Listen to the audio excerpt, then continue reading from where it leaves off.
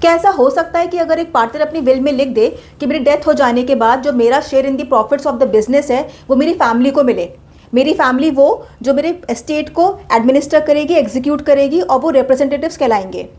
अब इसके बाद नॉर्मली बिजनेस चल रहा है और वो बिजनेस एक डेट में आ जाता है, तो एक उसका क्रेडिटर बाकी पार्टनर्स के साथ साथ, सर्वाइविंग पार्टनर्स के साथ साथ इस फैमिली को भी स्यू करता है कि भाई आप प्रॉफिट शेयरिंग ले रहे हो ना, टेस्टेटर का आपको प्रॉफिट शेयरिंग मिल रहा है, that's and because of that आप पार्टनर बन गए, तो इनके साथ साथ आप भी मेरा पेमेंट चुकाओगे, आप भी लाइबल हो मेरा डेट कवर करने के लिए, मेरा डेट पे ऑफ करने के लिए। तो क्या ये पॉसिबल है? ये हम समझेंगे होम वर्सेस हैमंड केस में। और इस केस में ये डिस्टिंग्विश किया गया कि एक पार्टनर का प्रॉफिट शेयरिंग करना और एक नॉन पार्टनर को प्रॉफिट शेयरिंग जो एक कॉन्ट्रैक्चुअल एंटाइटलमेंट की वजह से मिल रहा है, ये दो बातें अलग हैं। तो आइए इस बात को अच्छे से समझते हैं। इस केस के फैक्ट्स ये हैं कि यहाँ पर 3 पार्टनर्स होते हैं, Thomas Fisher, William Fisher and Henry Smith, और इनका बिजनेस होता है ऑक्शन कराने का।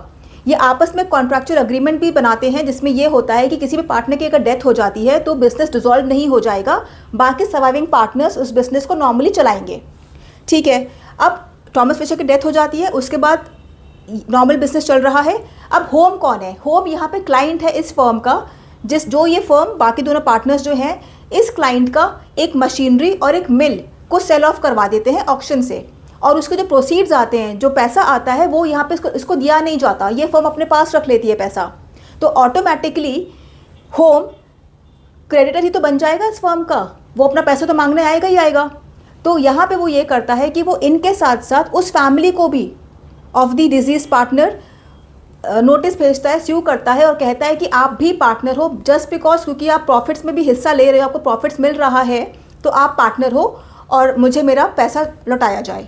तो केस का इशू ये है कि क्या just because of this profit sharing जो फैमिली को मिल रही थी as an entitlement, as a जो उन्हें कॉन्ट्रैक्ट से ये चीज़ मिल रही है, तो जस्ट बिकॉज ऑफ दैट वो पार्टनर हो गए, और पार्टनर हो गए तो फिर अब क्या लाइबल भी हो गए डेट्स पे ऑफ करने के लिए। तो यहाँ पे अब समझते हैं कंटेंशंस प्लेंटिफ के क्या हैं और डिफेंडेंट के क्या हैं। होम प्लेंटिफ जो है वो ये बोलता है, जो एग्जीक्यूटर्स हैं, जो फैमिली है, उसने 1869 से लेके 1870 वो पूरे 1 साल के लिए जो प्रॉफिट्स का शेयर है उसे क्लेम भी करा है और उसे रिसीव भी करा है। तो just by this conduct profit sharing हो गई, तो वह पार्टनर हो गए। सेकेंडली होम ये कहता है कि इस फैमिली ने थोड़ा बहुत टेस्टेटर का कैपिटल और कुछ पैसा स्टिल पार्टनरशिप फर्म में रहने दिया, जिससे कि एक नॉर्मल जैसे पार्टनर का क्या होता है, वो अपना पार्टनरशिप प्रॉपर्टी में थोड़ा अपना उसका होता है ये पोर्शन, और फर्म अपना काम कर रही है और अपना पैसा बन रहा है, तो वो सबको मिल रहा है। तो यहाँ पे इन्होंने ये करने दिया, एंड उस वजह से तो बस नॉर्मल पार्टनरशिप फिर तो ये हो ही गई। अगर थॉमस फिशर भी आज अलाइव होता, उसका अपना पार्टनरशिप प्रॉपर्टी रहती और वो उसका बिल्कुल अपना शेयर वो लेता रेशियो में, तो इन्होंने भी यही करने दिया। एंड थर्ड, प्लेंटिफ ने grace versus Smith and Waugh versus Carver case पे भी रिलाई करा, और उस केस में ये हेल्ड हुआ था कि just by sharing in the profits you become a partner. ठीक है, अब डिफेंडेंट से कंटेंशंस क्या थे? डिफेंडेंट ये कह रहा है कि हमने जो क्लेम करा और हमने जो रिसीव करा, ये हमने वही करा जो हमें अगर कोर्ट भी कहता और ये आपका राइट है, आप क्यों नहीं कर रहे हो। हमने कोई ऐसी चीज़ नहीं कर दी जो बाय लॉ प्रोहिबिटेड है, या हमने कोई ट्रेसपासिंग नहीं कर दी। हमारा ही राइट था, कॉन्ट्रैक्चुअल एंटाइटलमेंट था हमें कि हमें ही मिलना है, और एक्चुअली ये फर्म हमें दे नहीं रही थी, तभी तो हमें क्लेम करना पड़ा, और ये क्लेम करना हमारा राइट था। हमने नहीं करा होता और ये बात कोर्ट में जाती तो कोर्ट खुद कहता कि दिस इज़ योर राइट, आप क्यों नहीं कर रहे हो, ये तो पैसा आपको मिलना है, आप ही तो एडमिनिस्टर करोगे डिसीज पार्टनर के एस्टेट को, तो बिल्कुल कुछ गलत नहीं कर रहे हम, बिल्कुल we are going by the law, we are abiding by the law. Second, ये जो ट्रांजैक्शन हुई थी जहाँ से होम पिक्चर में आया, उस ट्रांजैक्शन में तो हम शामिल ही नहीं हैं, क्योंकि हमारा जो टेस्टेटर है, जो हमारा डिसीज पार्टनर है, उसने अपना कैपिटल कुछ नहीं छोड़ा बिजनेस के अंदर, बस एक 100 पाउंड का सोफा छोड़ा हुआ था, that is all, that is the only partnership property that the testator had in the business, उसके डेथ के बाद भी। तो ये जो उसका कंटेंशन है होम का कि इन्होंने कुछ पोर्शन कैपिटल में छोड़ा हुआ है एज पार्टनरशिप प्रॉपर्टी, ऐसा बिल्कुल भी नहीं है, हमने कुछ नहीं छोड़ा, थॉमस फिशर ने कुछ नहीं छोड़ा हुआ था। और जो प्रॉफिट्स का थोड़ा बहुत जो आ भी रहा है, बहुत मीगर सम जो आ रहा है, बहुत ही नॉर्मल सा मनी जो आ रहा है, बस वही इनको मिल रहा है, and that is also through contractual entitlement. And third, defendants ने ये भी बोला कि हमारा कोई राइट या इंटरफेरेंस करने का हक ही नहीं था कि ये बाकी दोनों पार्टनर्स क्या ट्रांजैक्शंस करते हैं, क्या सेल ऑफ करते हैं, क्योंकि हमारा तो वैसे भी कुछ है ही नहीं पार्टनरशिप प्रॉपर्टी में, अपार्ट फ्रॉम दैट सोफा, अगर आप उसे कह भी सकते हो कोई प्रॉपर्टी। तो ये अब इन्होंने जो भी ये कंडक्ट करा है इसमें हम कहीं से भी शामिल नहीं है। अगर होम के साथ जो भी गलत हुआ है वो इन लोगों ने ही करा है, इस ट्रांजैक्शन का हम हिस्सा ही नहीं है। अगर हम हो रहे होते, हम ये प्रोसीड्स में भी हिस्सा मांग रहे होते, तो हम ट्रेसपासर्स कहलाते, क्योंकि ये प्रोसीड्स, ये प्रॉपर्टी हमारी नहीं है, ये होम का काम करा है इन लोगों ने, हम कैसे इसमें हिस्सा मांग लेंगे।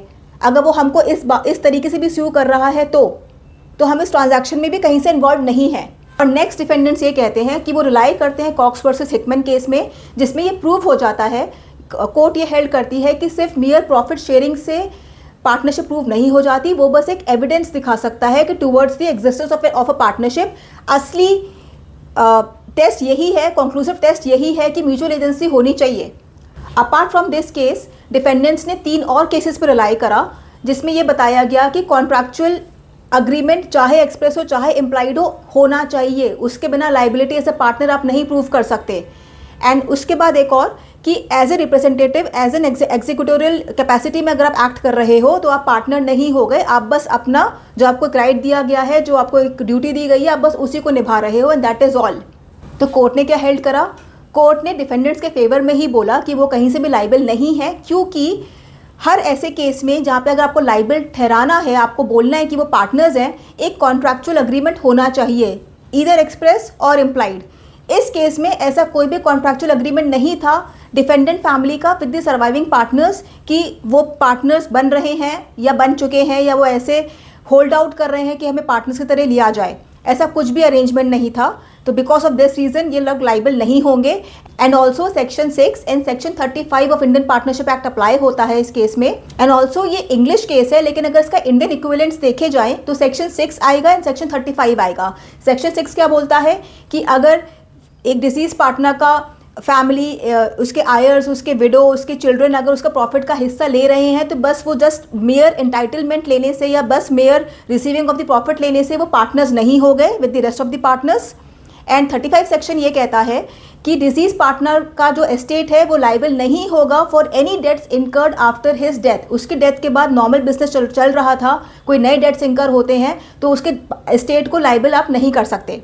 आई hope I was able to explain this case well to you all. कोई भी डाउट आपको लगता है, आपके अपने कोई व्यू पॉइंट है, तो please write them down in the comment section below. Let's meet in the next video with the next case, and until then stay happy, stay healthy, happy reading, happy studying. Bye bye.